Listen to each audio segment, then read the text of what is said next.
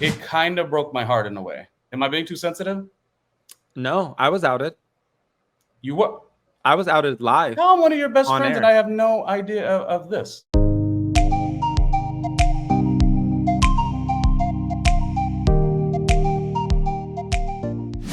Anyway, it'll be interesting. So before we do the last topic, which will be Jenna Lyons, I'm assuming we'll do that last.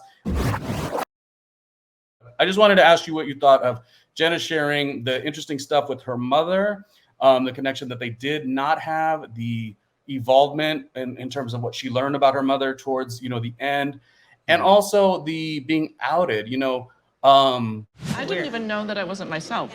Did you come out, or is this something that... Oh, no. That was done for me by the New York Post. Really? By the Post? I couldn't really imagine that. I think when you take on a giant job like that, when she was running things at J. Crew, there may be an expectation to kind of know that, with all the success comes a little bit more of a challenge in personal life, let's say. But where I felt really bad for her was that she stated this was all new to her. And Russell, yeah, we're excited now. We're, I would say, quite confident in both of our own skin. Yeah.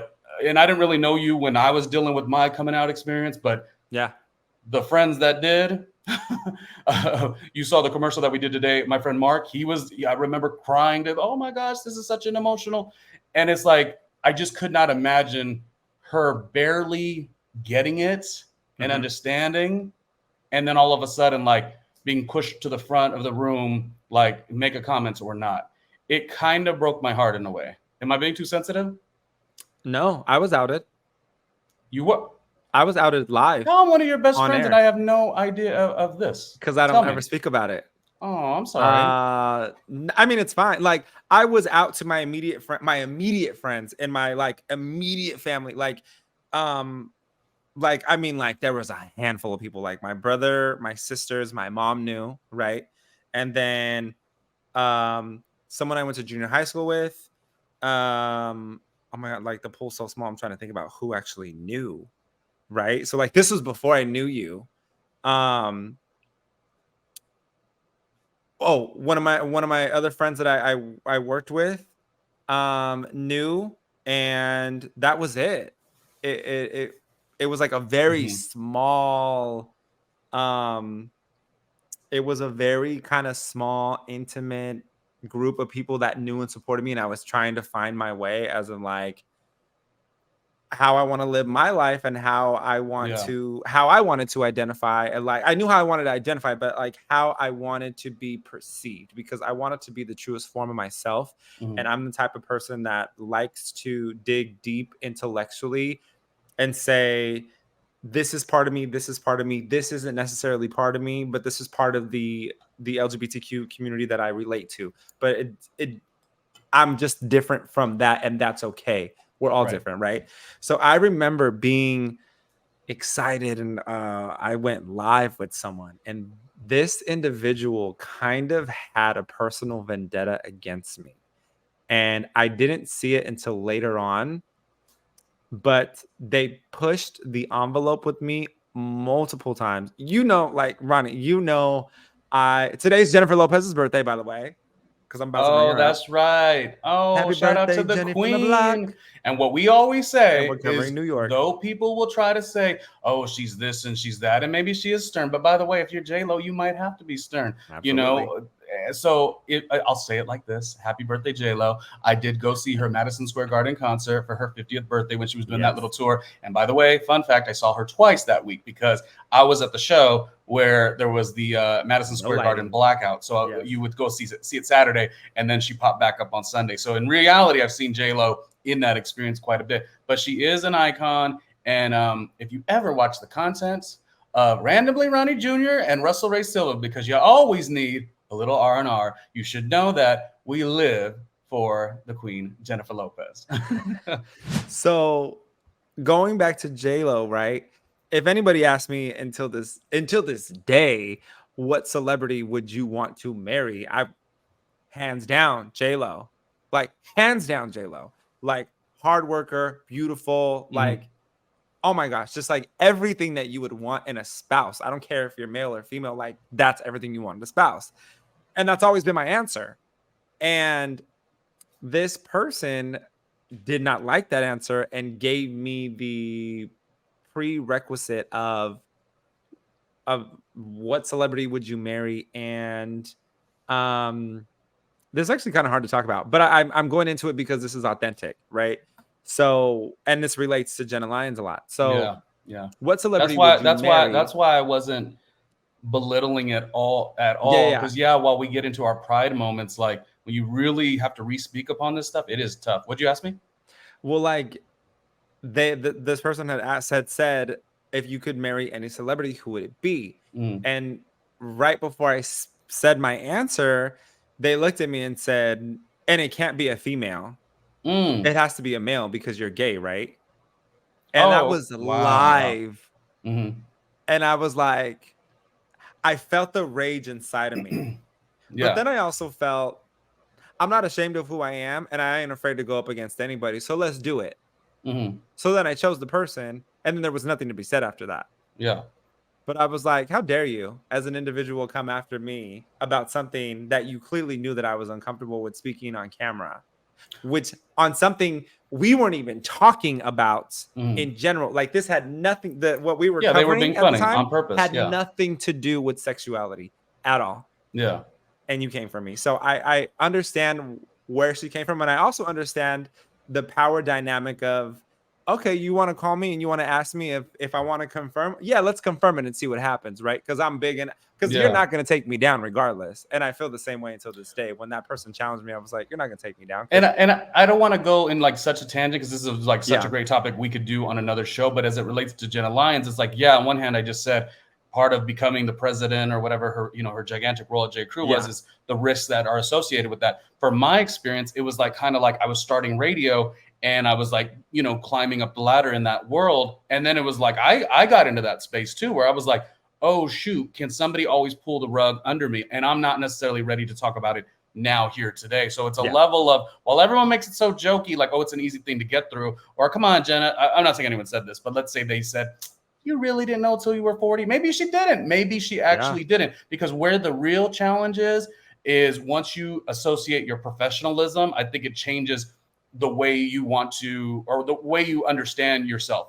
For instance, if I work just a 9-to-5 job, I guess it's probably not going to be wonderful either. It's always a challenge, but I don't necessarily have my name as a brand attached to what the work is. And so for me within radio, I said, wait a minute, the number one song right now is Booty, Booty, Booty, Booty Rockin' Everywhere. You think I'm really going to want to be like, oh yeah, but I want to be Adam Rodriguez. You know what I'm saying? Like, that's just not going to work within the narrative. So that messed me up forever. And it turned me into a workhorse. I was a 9-day work week type of guy. I worked 9 days a week for like 7 years in a row. Now there's only 7, but I worked 9. Gained all the weight. It was a very dark and miserable experience, but coming out on the other side of that is beautiful. And a lot of my experience has to do with, then I lost all the weight, got down to 175 pounds after being 320 pounds, and all of it was connected. And I remember having to, and it sucks to even say, I took a break from my radio push. That's why when I do my channel now, and when I'm ever doing a radio or television thing, like the star that I am on, watch what happens live, virtual caller. No, anytime I do something now, it feels so good, Russell, because I know that experience of like not being strong enough to say like, this is what it is 100%. So her getting outed was very sad. And you know what? Like Oprah Winfrey said, she's better for it. Yeah. But like Oprah Winfrey said, being outed was the best thing that ever happened to her because there was no secrets and there was nothing that can come after her. And I feel the same way about Jenna. I feel because she confirmed there was nothing that can come after her. And I feel the same way about the person who challenged me and wanted to out me on live. And I thought to myself, there's no shame now. There's nothing that you can do that is going to hurt me because I have no skeletons in the closet at this point. One of my best experiences is one of my dear friends who lived in LA, and then she was more of an East Coast girl, so she moves back. I eventually moved to New York after losing all the weight. So I'm in New York as a young 31-year-old dipping and doing. And while I had already come out at around 27, 28, those first couple of years, I was still really quiet about it. And I remember we'd be in our group of friends here in New York as a new New Yorker. And I remember one time my dearest friend, she was like, oh yeah, it came up a conversation to this friend. And I was like, oh my God, I want to meet the people first. I don't want them to like know that I'm gay right off jump. And she's like, and not that she necessarily had any right to say this, but I definitely rock with what she said because she's a dear friend. And she goes, why would you not want people to know you? Like, how are they going to connect with you if they don't know you? Now, I took that as a sign of like, okay, I'm a Southern California boy who's always wanted to live in New York. So I live for this East Coast energy. But that was literally, I've never forgotten that. I'm like, that is so true. And we do it when we broadcast. We're like, oh, well, if we can keep a certain demeanor, not saying we do this, but potentially, if you could keep a certain demeanor, maybe you could be more mass appeal. Well, bitch, I want Adam Rodriguez. I'll tell you why. I'll tell you why. And so if that's more niche, that's what it's going to be. You know what I mean? But I'll tell you why this is. It's because society will accept a certain type of gay if you fit this mold.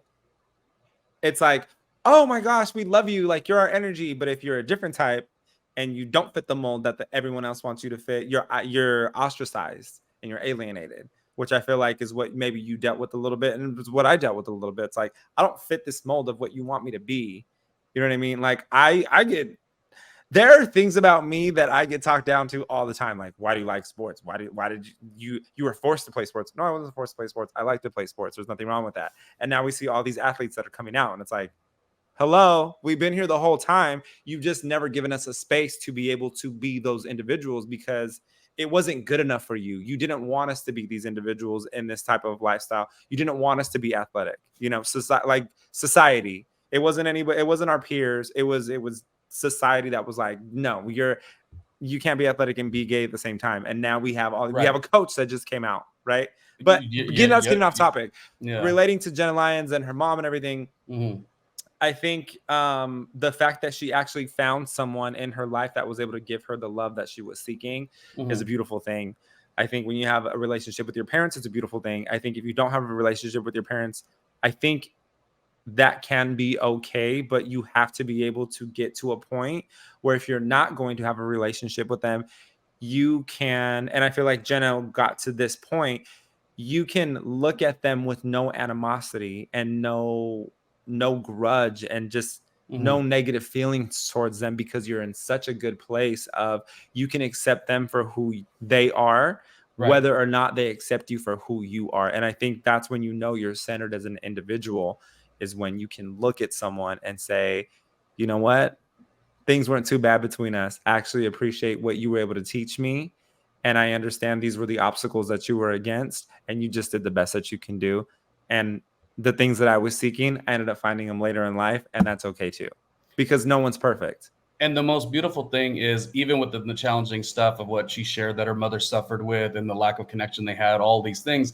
Yeah. I don't know. Like, sometimes that adversity is what makes you such a fierce, running J. Crew, like going from intern to, leveling up, each and every turn. And then now, being the entrepreneur that she is. Unfortunately, those things that we struggle and suffer with early on, sometimes it can't but help us charge out into the world being as good as we are. Maybe that's why Russell and I are the best YouTube Real Housewives of New York podcasters in the history of history. I'm just kidding. We might not be the best. But anyways, did you have any final thoughts? And by the way, I didn't mean to go on a tangent. So if anyone came for like Housewives here, if anyone came for Housewives and it was more like that Jenna topic really spoke to me. And many of the stuff that is on the channel, while it's a lot of fluffy stuff, it's a lot of Melissa Gorga, to be honest with you, because she is the icon. There is some really serious conversations. When Russell and I did Real Housewives of Miami and Real Housewives of New Jersey, we try to infuse certain things that make sense on a personal level too. So we hope you enjoy it. This is going to be a great cast and storyline. I don't think these cast members are going anywhere for at least 3 seasons.